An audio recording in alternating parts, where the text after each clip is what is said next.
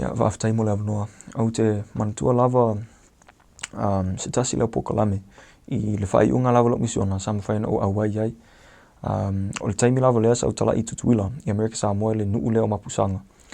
Ma o lo lisi aso maumala usoa na mafo atu mafale le whaiunga le aso. Ai te o maua ma ua se vili mai mal matu presidente misiona.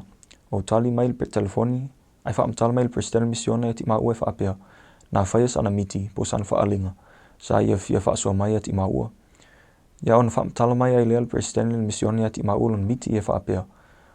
Sa ia mau se musmusunga sa te tau e ia ona ia au sia pe ati na aina fo I se au whaiwhau tala I toa fitu. La tau te o I lea nuu ma lea nuu o loo whaatua is pernesi. Ma whaawarota ina fo I lea pernesi ni vai aso e ono. Ini e mawhai na faanatinati mai le galuega le tamau langi. Ia sa ia whaamatala mai ati maua na tofia maua e avea fo I masitasi o nei au whaapea fo I manisi whaiwhau tala I toa lima. Ia le nuu mua sa mātou o iai o le nuu leo amnave o le itu sisifo e au tutuila.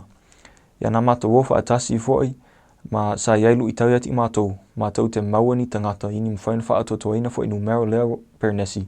Ini e mawhai na whaawarota ina fo I lea pernesi ni vai aso e ono. Sa mātou ngā lue whaatasi ma le au paia ia ele ngā te lea mai se fo I whaiwhau tala I ma le mātou presidente misiona.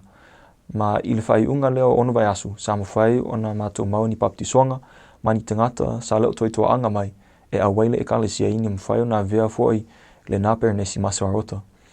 Ia na mātou ai whiwhia lava mātou a wā lava o le whaatan uwina fo o le whaalinga sa whapena na mau le mātou presidente misiona.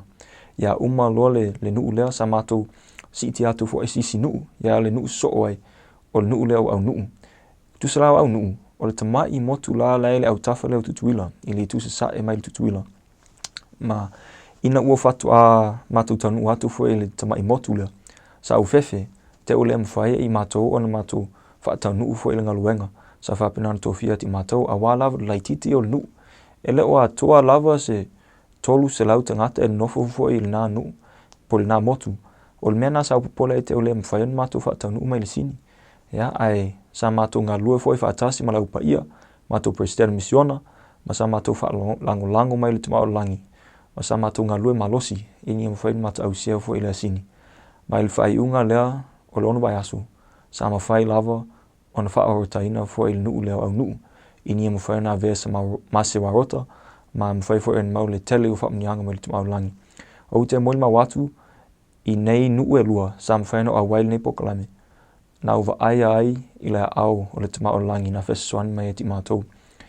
A u tātou whaia le mea te taunu tātou whaia, ma tātou ngā lue malosi, o le a whapena lava o na whesasuani mai le tamau langi ati tātou, o le a mawhai fo ia, o na whaatotoa ina mea lo misi ma lo pa ua I tātou. E lo atotoa stasi o I tātou, whapena fo ia mātou whiwhiu talai, I le taimi lea sa mātou talai iai, ai a wā lava le lofo le tamau langi. Sa mawhai o ni a whaamalosi ati mātou, ini e mawhai na mātou whesasuani ati ia au sia lona galuega ma lona whaamoemoe.